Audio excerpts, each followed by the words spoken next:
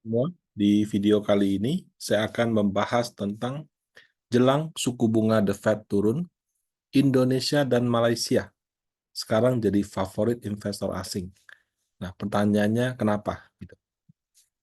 Nah, menjelang penurunan suku bunga Amerika Serikat, atau kalau di pemberitaan media ekonomi asing, dia sebutnya Fed pivot. Ya, pivot itu gerakan di bola basket ya. Jadi dia misalnya mau ke depan tiba-tiba ke samping atau ke belakang gitu. Nah, jadi pivot itu menunjukkan perubahan. Fed pivot itu artinya perubahan daripada kebijakan The Fed yang tadinya naik naik naik sekarang menjadi turun. Nah, di tengah berita seperti itu tiba-tiba mencuat Indonesia sama Malaysia gitu. Eh, dari mana bisa dilihatnya? Ya, kita lihat sendiri IHSG di bulan Agustus meningkat sangat signifikan. Kemudian asing net buy terus-menerus, buy saham, buy obligasi juga. Kurs nilai tukar yang tadinya 16 ribuan, sekarang sudah di bawah 15.500. Nah, pertanyaannya kok di antara sekian banyak negara bisa Indonesia sama Malaysia seperti itu? Nah, adalah Bloomberg, media dan penyedia layanan investasi bagi investor profesional yang banyak memberitakan hal ini. Jadi saya ambil dari 23 Agustus, 26 Agustus, 31 Agustus. Kurang lebih adalah, misalnya contoh yang tanggal 23 Agustus di kiri bawah. Malaysia, Indonesia ini outlier. Ya. Jadi asing jual saham-sahamnya di Asia, tapi Malaysia, Indonesia mereka buy. Nomura, ya, perusahaan besar asal Jepang, mereka mengurangi bobotnya di saham Cina, dia tambah Indonesia sama Malaysia. Kemudian di yang paling kiri atas, jadi intinya sekarang story-nya tiba-tiba kalau suku bunga turun, winners-nya Indonesia sama Malaysia, seperti itu. Jadi banyak sekali berita-berita yang menyatakan bahwa Indonesia dan Malaysia itu adalah winners ketika suku bunga Amerika turun. Nah, secara teori, ketika suku bunga turun, itu adalah kebijakan yang sifatnya relaksasi bagi ekonomi, atau kita sebut dengan monetary easing. Ya. Kalau lawannya monetary tightening, ya. Easing dilonggarkan, tightening itu diketatkan gitu. Nah, ketika kebijakan dilonggarkan, kalau bagi pasar modal itu mereka membacanya sebagai suku bunga akan diturunkan. Kalau suku bunga turun, maka yield obligasi juga akan semakin turun. Nah, sehingga kalau misalnya negara menerbitkan obligasi baru, biasanya imbal hasilnya akan makin kecil, makin kecil, makin kecil. Karena imbal hasilnya makin kecil, biasanya orang akan pindah daripada obligasi ke saham. Kemudian sama juga kalau misalnya suku bunganya kecil, depositonya kecil, ya orang akan mencoba mencari sumber pertumbuhan baru, dia ke investasi lagi seperti itu. Itu dalam sudut pandang pasar modal. Kalau dari sudut pandang investor global, ya kalau imbal hasil di Amerika sama negara maju turun, karena kan kalau Amerika turunkan suku bunga, maka diikuti negara Eropa dan lain-lain. Nah, karena bunga di sana turun, mereka akan mencari imbal hasil yang lebih baik. Kalau mereka tidak bisa dapat di Amerika Serikat, tidak bisa dapat di Eropa, mereka akan ke emerging market atau negara berkembang. Nah, negara-negara di Asia, kecuali Jepang, itu termasuk Asia Tenggara, itu selama ini dikenal sebagai emerging market. Jadi kalau misalnya mereka pindah dari negara maju ke negara berkembang, berarti pindah dari Amerika sama Eropa ke Asia Tenggara, mungkin ke Brazil, ke Argentina, dan sebagainya. Nah, ketika dana asing masuk ke emerging market, itu tidak terbatas pada saham, bisa juga mereka beli ke obligasi gitu. Kenapa? Karena kan biasanya imbal hasil negara berkembang karena mungkin tidak sebesar dan semaju seperti Amerika Serikat, ketika mereka menerbitkan obligasi pasti bunganya lebih tinggi. Nah, contoh misalnya kalau bunga Amerika kondisi normal atau suku bunga, sorry, imbal hasil obligasi 10 tahunnya dalam kondisi normal 3-4%, Indonesia itu kondisi normal aja mungkin 6-7%. Jadi ada selisih yang membuat mereka mau pakai dolarnya untuk invest ke negara lain. Nah, emerging market itu ada banyak Bapak Ibu. Gak cuma Indonesia. Ada Malaysia, Thailand, Filipina, China, Vietnam, Brazil, Argentina, dan sebagainya. Nah, kenapa di antara segitu banyak negara, Indonesia sama Amerika yang jadi pilihan? Sorry, Indonesia dan Malaysia yang jadi pilihan. Em, karena yang namanya investor asing juga bukan kerbau dicocok hidungnya. Mereka ketika berinvestasi, mereka itu juga melihat gitu loh. Mereka pilih-pilih juga. Biasanya dalam memilih suatu negara itu ada dua faktor penting. Yang pertama itu data, yang kedua itu story. Ya kalau bahasanya fundamental sama sentimen gitu. Ada yang pure fundamental, ada yang pure sentimen, ada juga yang dua-duanya. Nah, kalau masuk dengan fundamental atau data, ketika mereka masuk ke suatu negara, itu melakukan analisa top down. Ya, top down itu apa? Misalnya GDP-nya tumbuh apa tidak? Debt ratio-nya bagaimana? Defisit APBN-nya berapa? Kursnya stabil nggak? Kalau dia taruh uang ke dalam, ditarik bisa nggak? Nah, jadi faktor-faktor itu disebut dengan analisa top down. Jadi dia harus yakin dulu negara yang dia masuk itu negara yang secara ekonomi sehat. GDP-nya tumbuh, hutangnya ada, negara manapun itu biasanya pasti berhutang, cuma harus normal. Jadi jangan sampai hutang yang terlalu banyak, sehingga untuk membayar bunga hutang saja memakan porsi besar daripada APBN. Nah, beruntungnya selama masa pemerintahan Pak Jokowi, saya melihat itu sangat stabil di Indonesia. Ya, sangat bagus lah pengelolaannya. Nah, itu dari sisi fundamental. Yang kedua itu adalah story. Ya, story berarti ada sentimen gitu. Nah, contoh ya, sebelum Indonesia sama Malaysia yang sekarang, sebelum ini ada Vietnam.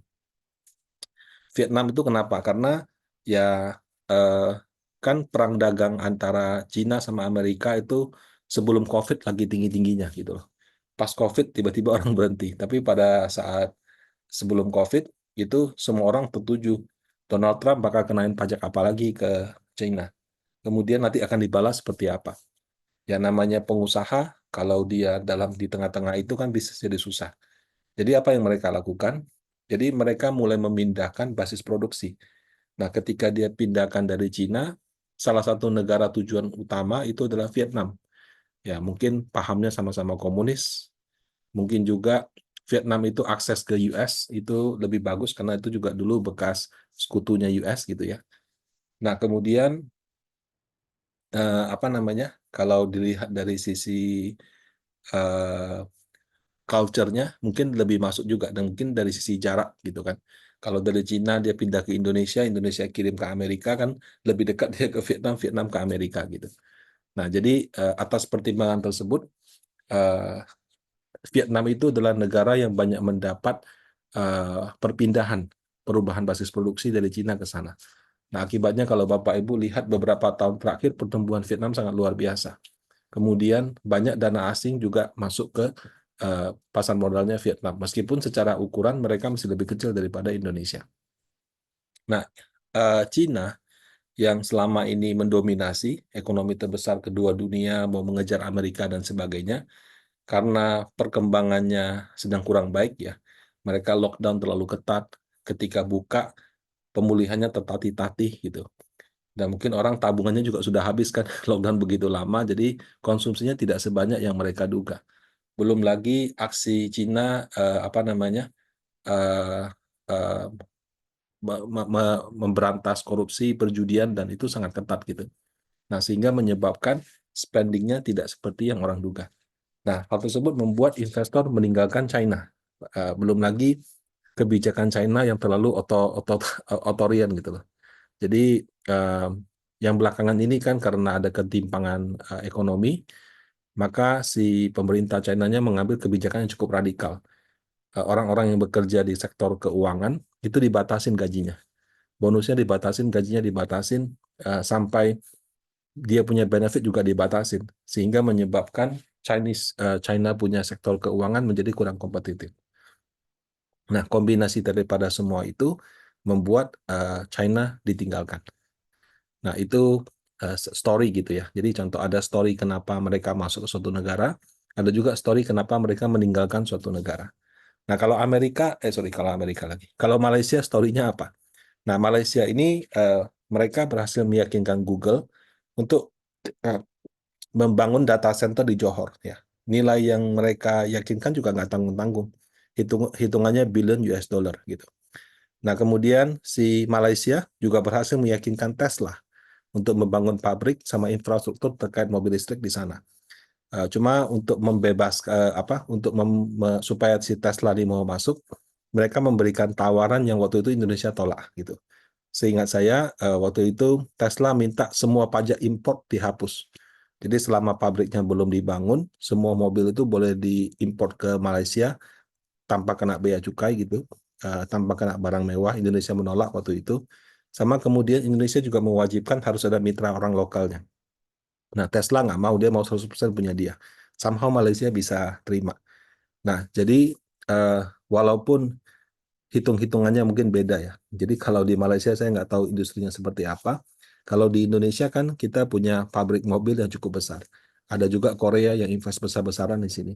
Sehingga mungkin pertimbangannya tidak seperti Malaysia yang mungkin industri manufaktur kendaraannya tidak tidak sebagus seperti Indonesia gitu. Tapi anyhow, ya Indonesia sudah tolak, Malaysia berhasil dapat deal-nya. Nah, keberhasilan Malaysia itu closing Google sama Tesla itu menjadi suatu sentimen positif yang luar biasa gitu.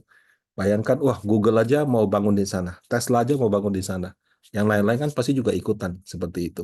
Karena ibaratnya kalau dua perusahaan besar sudah mau bangun, berarti kan yang lainnya mungkin melihat ada kesempatan juga. Kira-kira seperti itu.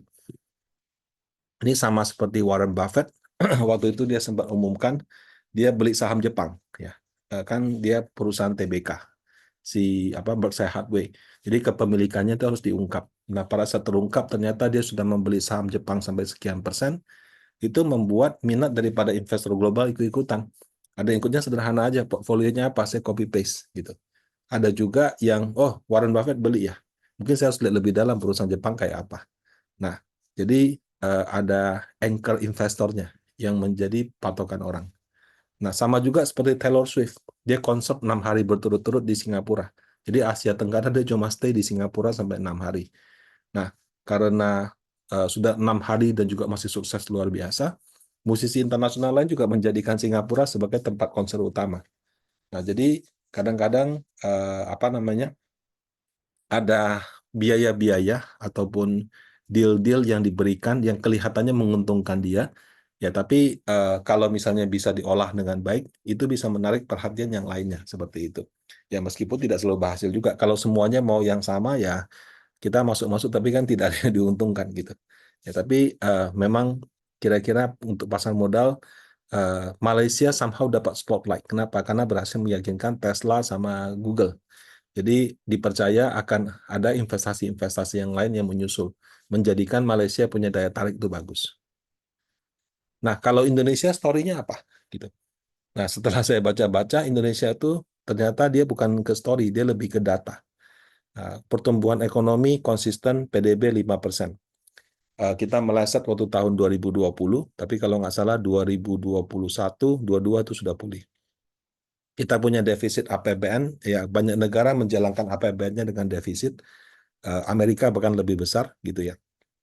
Nah, kita di 3%. Ada negara-negara lain yang bisa sampai 5%. Kita selalu bisa menjaga defisit APBN sesuai dengan batasan undang-undang, yaitu 3% daripada PDB. Nah, tingkat hutang kita maksimal 60%, sekarang cuma sekitar 40% dari PDB. Itu juga dianggap situasi yang sangat terkendali. Kemudian selama 10 tahun, ya kita lihat Pak Jokowi itu sangat berhasil dalam mengendalikan inflasi. Ya, walaupun kita merasa harga barang naik, itu wajar, harga barang juga pasti akan naik, karena gaji juga naik segala macam. Tapi secara inflasi, itu sangat terkendali. Ketika inflasi negara lain naik gila-gilaan, Indonesia masih dalam batasan yang oke. Nah, inflasi yang rendah itu memberikan ruang bagi Bank Indonesia untuk menurunkan tingkat suku bunga. Jadi kita tidak seperti Amerika Serikat yang kalau turunkan suku bunga takut inflasinya jebol lagi. Justru kita bunganya kita punya inflasi saking terkendalinya, BI mau turunkan kapan saja juga bisa. Nah, jadi data-data ini terus terang tidak ada yang baru. Dan selama pemerintahan Pak Jokowi itu sangat konsisten. Meleset 1-2 tahun saat pandemi, tapi ya wajar. Negara mana sih yang nggak meleset gitu. Nah, karena kita bisa pulih dari pandemi dengan cepat, kemudian data-data juga, data ekonomi makro ya juga pulih dengan baik, itu Indonesia dikenal sebagai negara yang manajemen ekonominya mungkin salah satu yang terbaik di dunia gitu. Nah, data yang bagus ini sempat story-nya atau sentimennya negatif menjelang masa transisi. Jadi waktu itu ada kekhawatiran gitu ya, karena Pak Prabowo punya program makan siang gratis, akan mengambil porsi APBN yang besar, itu akan menyebabkan defisit APBN melebar, kemudian rasio hutang meningkat signifikan. Nah, pada saat berita tersebut muncul, sempat membuat net sell besar-besaran di saham sama obligasi, dan akhirnya memaksa rupiah menembus sekitar 16.000. Nah, tidak lama setelah itu dilakukan klarifikasi, dan kemudian proses transisi pemerintahan ini yang sangat mulus, lama-lama akhirnya isu itu reda dengan sendirinya gitu. Nah, jadi untuk Indonesia sendiri memang tidak ada story yang spesifik saat ini gitu ya. Nah, karena tidak ada story tapi asing net buy dalam jumlah besar, itu ada positif sama negatifnya. Positifnya ini kayak fundamental ya, laporan keuangan gitu. Laba bersihnya naik terus, harga sahamnya belum. Jadi kalau misalnya laba bersihnya naik terus, harga sahamnya belum naik bahkan turun, itu ya cuma soal waktu aja dia naik. Karena ini secara valuasi itu sudah semakin hari semakin murah. Dan ketika sudah murah, itu pasti ada investor yang berminat gitu. Nah, negatifnya ya, negatif daripada kenaikan tapi nggak ada story yang signifikan ya. Itu susah dijual ke investor. Kalau Malaysia jualnya gampang. Google, Tesla aja bangun pabrik di situ. Kenapa kamu nggak beli di sana? Oh, Vietnam. Vietnam itu dia apa namanya, dapat limpahan pabrik-pabrik dari China pindah ke sana. Berarti kan bagus ekonominya. Kemudian India ya, India dulu dia tidak memihak apa Amerika atau memihak Rusia, tapi dia dapat banyak cuan karena dia berani beli apa namanya batu bara Rusia dengan harga murah, sehingga waktu ekonominya tumbuh dia tidak terbebani seperti itu. Jadi kalau ada story-nya jualnya gampang gitu. Tapi kalau nggak ada story-nya, ya data dia bagus. Ya, data lagi bagus nggak bagus lagi gitu. Jadi setiap 3 bulan keluar datanya bagus. Tapi karena nggak ada story yang spesifik, kalaupun dana asing masuk, kadang-kadang tidak terlalu deras. Dan kalaupun dia naik, tidak secepat dibandingkan yang ada story-nya. Karena kalau ada story-nya lebih gampang dijual idenya, seperti itu. Nah, memang belum ada penelitian dengan dana asing yang masuk begitu banyak, IHSG-nya bisa naik ke berapa, yield obligasi negara bisa turun sampai ke berapa. Memang belum ada penelitiannya sih, karena dana asing sendiri juga in dan out dengan cepat begitu. Nah, tapi selama diberitakan terus-menerus datanya bagus, datanya bagus, datanya bagus, jadi story sendiri. Oh ya, kita beli saham yang valuasinya murah. Jadi seperti itu. Valuasinya murah, datanya bagus, sehingga kondisi kurs ke depan juga akan terjaga. Nah, jadi itu data yang terus-menerus diberitakan bagus juga akan menjadi suatu story tersendiri bagi Indonesia. Nah, ibaratnya kalau sekarang China-nya lagi lesu, Jepangnya rally tinggi sehingga sudah mahal, India juga sudah naik tinggi. Kenapa di tengah situasi seperti ini saya tidak tambah bobot Indonesianya? Nah, kira-kira begitu cara pikir investor global. Nah, apabila yang terjadi seperti itu, mudah-mudahan IHSG dan kenaikan harga reksadana pendapatan tetap yang isinya obligasi juga bisa bertahan paling tidak sampai dengan akhir tahun 2024 ini. Nah, demikian sharing saya kali ini. Semoga bermanfaat. Terima kasih.